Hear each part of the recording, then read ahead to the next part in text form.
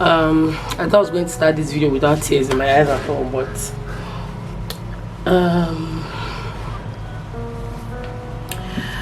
so apparently my life has gone from this to this in just a few hours, minutes, seconds, I don't even know. So the last time I posted a video was on my mom's 60th birthday, and a couple of people asked me, you know, during my mom's birthday, if that was my dad. Sorry I couldn't respond to the comments, I actually forgot. And you guys haven't seen my dad on my channel before, and it's crazy how he actually wanted to come on my channel to discuss something. And he told my mom, there was a video I did where I did my mom's makeup and her hair, and that day my mom was saying my dad said he wanted to be on my channel and he wanted to talk to people, women particularly, about infertility, because my dad is a doctor, but he's a vet surgeon. He has a PhD, he's a very intelligent man, and he told my mom he wanted to talk to people about how, you know, pet physics can make a woman infertile or make a woman lose pregnancy, something like that. And I had come across something like that before. So when my mom told me, I wasn't exactly sure how to throw it into the channel. So it was something I just, you know, just kept on the back burner till whenever, if he asks me again or something. So you guys would have probably seen him on my channel if I had, you know, fixed that in. But on my mom's 60th birthday, before then my dad had been ill. It didn't seem so bad. Plus my dad is a doctor, so a lot of times he tends to overlook things and just say it's not that bad, or he just comes up with his own diagnosis and says this is what is wrong, this is what's wrong with me. And I think that was what he did in this case. The day before we went to my mom's birthday, he called me the day before, and I was asking, he was telling me about his appetite. He didn't have appetite. So I said, okay, I think we went there a couple of days before. So I asked him about his appetite. He said he didn't have appetite to eat anything. He could only eat garden eggs and carrots, I think. And I was saying, okay, before mommy's birthday, I would call you to know if your appetite is back, so you just tell me what you want to eat and I'll make it for you. But then the day before my mom's birthday, he called and said his appetite wasn't back. So I was like, okay, I'll just see you on the 10th of November. So that day we went there. He wasn't feeling good, but he was very weak. He couldn't stand even to take pictures with my mom, so he sat down to take pictures. But you know, a couple of days later he went out. Actually, they didn't even go from the house to the hospital. He went out with my mom, and then he was feeling some way, so he had to go to a hospital. So they went to a private hospital, treated him for a bit, then they left to a general hospital. So it was in the general, I never saw him in the private. I think they left the private hospital like the next day. So it was the general hospital that they were in when I went to see him. And when we went to see him, he was weak. He was kind of gasping for breath. But then they said his blood count was low. So, you know, we thought that was what the problem was.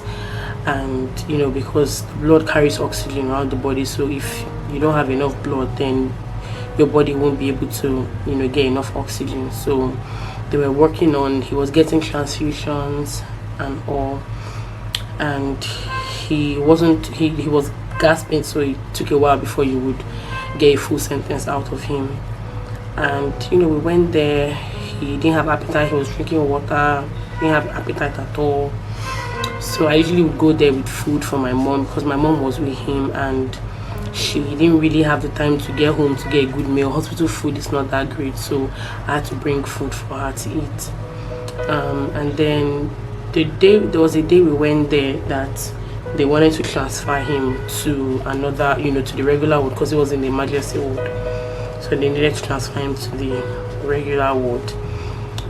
So, you know, that day the girls were almost back from school, so, you know, I wasn't there when they transferred him. but I came the next day. We saw him the next day. We actually all came. I was happy that all of us were in the same place together. So me and my 3 siblings, we were there with him. They had to get something for him to eat, tried to force him to eat. He didn't want to eat.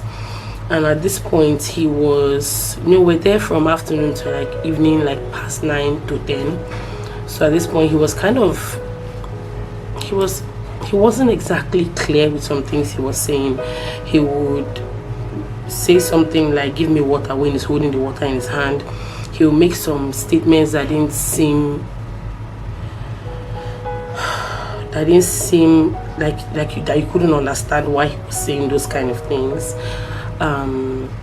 He was just very incoherent and confused, and I honestly just thought it was because he was weak, because we were just particularly saying my dad is on the big side, so a lot of times when he wants to sit up, he can't sit up himself. If he wants to drink water, we have to lift him up, and so we were just particular about him getting something to eat so that he would have energy, because that was just what I felt it was.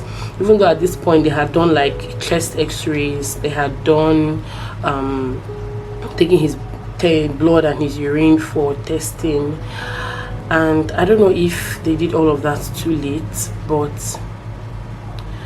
that day we were all there. We were there till evening, and my mom said he had Fanta. He said he wanted Fanta. He took water, but he didn't eat the food we brought for him. So I had to go because I had to get back home, to the girls.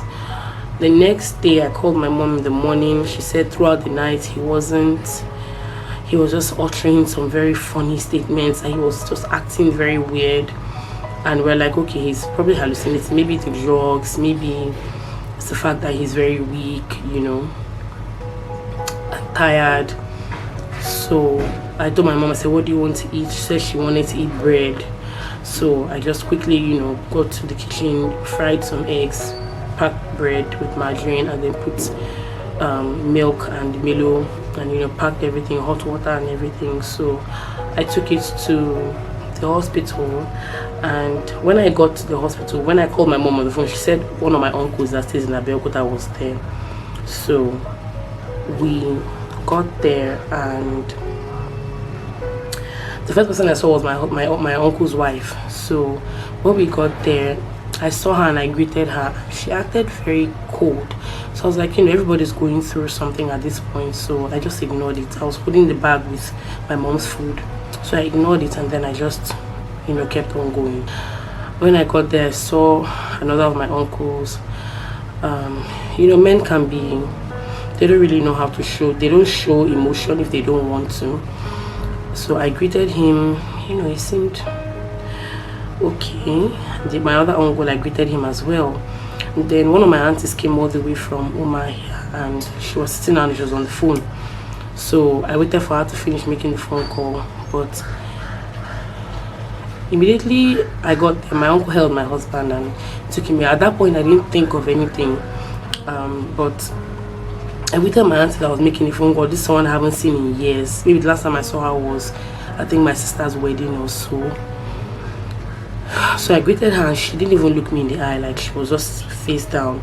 So the first thing that came to my mind was, are they upset about something? Do they think we were not, well, did they expect to come here and meet me here? And maybe because I'm just coming, they're kind of upset with the fact that I haven't been here. That was the first thing that came to mind. So I told my uncle, I said I want to give my mom her food. I brought food for her, and they were like, you said you want to do what? And my auntie was asking me, who called you? I said, nobody called me. I came because I usually come here. And someone just, I don't even know who said it right now, but someone just said, your father is gone. At that point, the reaction, I don't know if I had any reaction at that point, because I was still walking towards the ward. So I think I wanted to go to his bedside to see him, but while I was walking down there, my mom came out and she was crying. So at that point, I feel like I couldn't feel my own emotions. I had to just hold my mom. I didn't know how I felt at that point. I can't explain if I had any feelings at that point in time. All through in the hospital, I feel like I was just more interested in how my mom was feeling, and my siblings weren't there yet. The crazy thing is that my siblings went to church, so there's a church my mom goes for midweek service, so they went to see the woman. And when they entered, they said when they entered, the woman first of all saw a prophecy and told my sister that she saw my sister wearing black for a burial, and then asked my sister where my dad was, and my sister said my dad was in the hospital. So after the service, they went in to see the woman, and the woman said it wasn't his time to die, and she prayed over anointing oil and asked them to anoint my dad for 7 days and asked us to fast the next day. So they were just coming feeling that they were going to do all of these things. So when I got there, my mom was crying, and I went to the bed where my dad was. He was covered. I'd never seen a body that close before, so I pulled down the wrapper and I saw his nose was stuffed with cotton wool, his mouth was stuffed with cotton wool. He had a tag on his head with his name and his age. At that time, I don't think it got to me that much. At that point, I felt like it might be easy to bear, it might be easy to deal with, but I just kind of tried to occupy myself with asking questions. What happened? And then my mom was narrating about the test she was supposed to go and collect and just different things. And she was receiving calls, people were calling to sympathize with her. And then later on, my siblings came. My brother and my sister, the one after me, came first. Told them, they had their own moments. And then our last born Chioma came. They told her. Chioma wasn't even there. Chioma was actually at home, so I had to call her. And my mom asked me not to, call them while they were on the road because my brother was driving. So when I called them, I just said, "Oh, where are you? We're here waiting for you." When I called my sister, she was like, "Oh, she's home." I said, "Okay, we're here waiting for you." So they got there, and before they got there, they came to carry his body.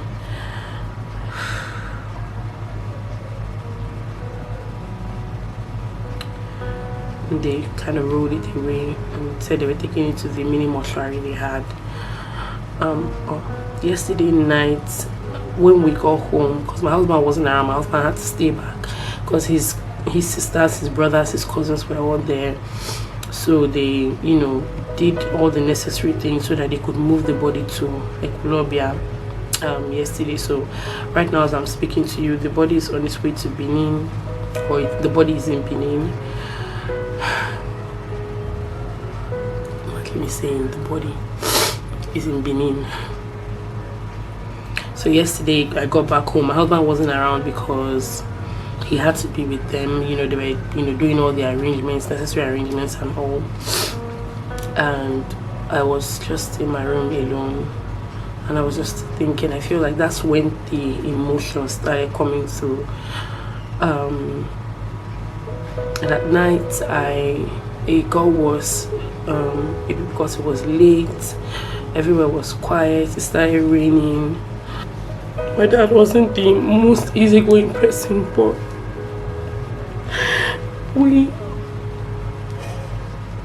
he didn't have the greatest relationship with his children. I mean, when we were younger, we had such a good relationship. We were close. He was like a favorite parent. But I think as we grew up, we kind of grew distant based on, I don't know, just the whole parenting thing just changed. The dynamics of things changed, and we all grew apart from him. And even though we would still see him and still communicate like parents, children, that connection, that bond wasn't there at some point. And it wasn't until recently when he started getting ill that he would call once in a while, and just we'll have like small jokes here and there. He would drop small jokes, talk and all. But I didn't know what to feel. I felt like I didn't maybe get the chance to tell him that it's fine, because I don't want to talk for the rest of my siblings, but I think for me, I carried some sort of grudge. I don't know if I should call it a grudge, or I just had some sort of ill feeling towards, the way he handled things at some point in our lives and the choices that he made.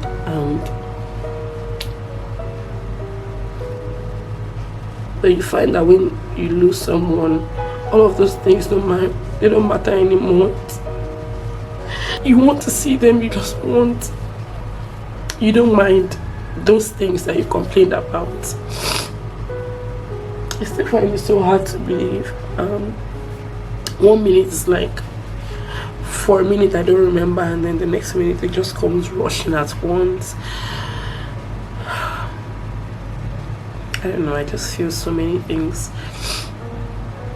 Last night was so hard because my husband wasn't around. He had to stay with the ambulance till they moved, so he was out till late, and I started having a panic attack. I found it so difficult to breathe. Like, I was taking in air, but it wasn't going all the way down, so I was kind of gasping, and I was on the phone with my sister, and she was just trying to calm me down.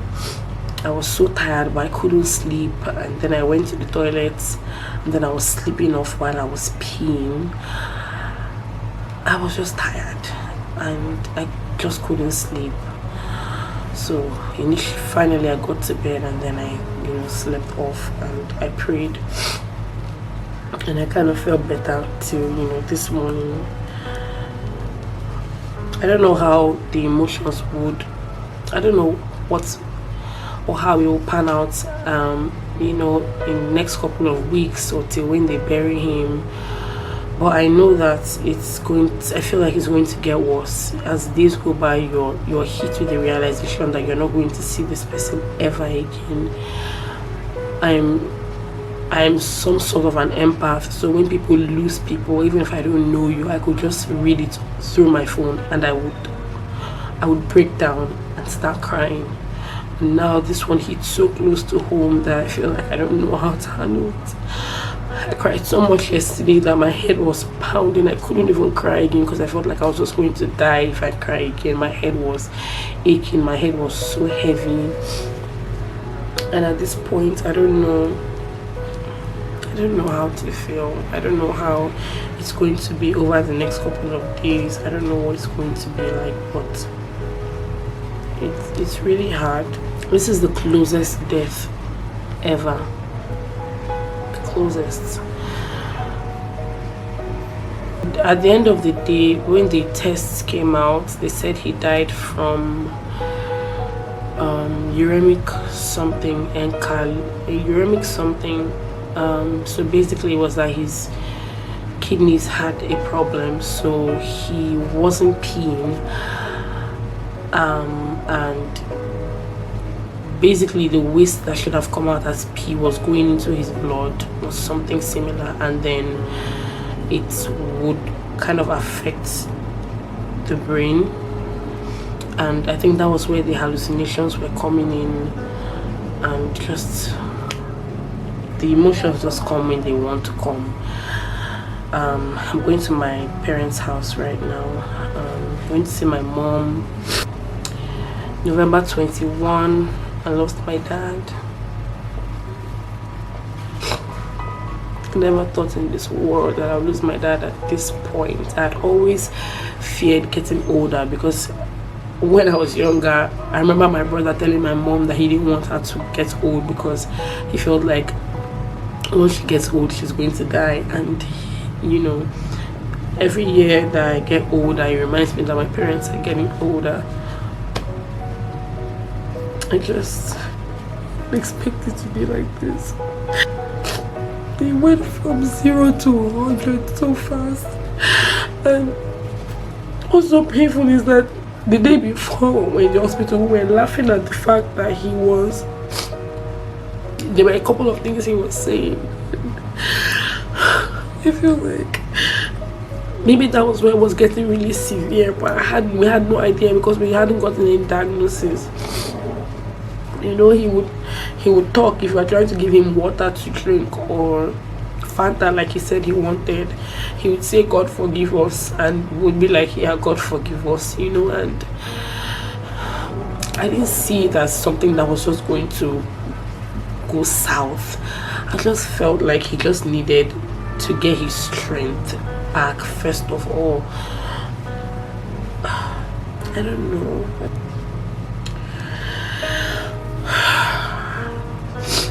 I feel like I would still have like different emotions, still maybe talk about things I'm feeling, if I'm feeling any form of regret, because I actually did get the feeling of regret yesterday, but right now I don't know why it's not coming, you know, it's not flowing for me to talk about. So right now at this point in my life, I don't have a father, my mother doesn't have a husband. Thank you guys for watching.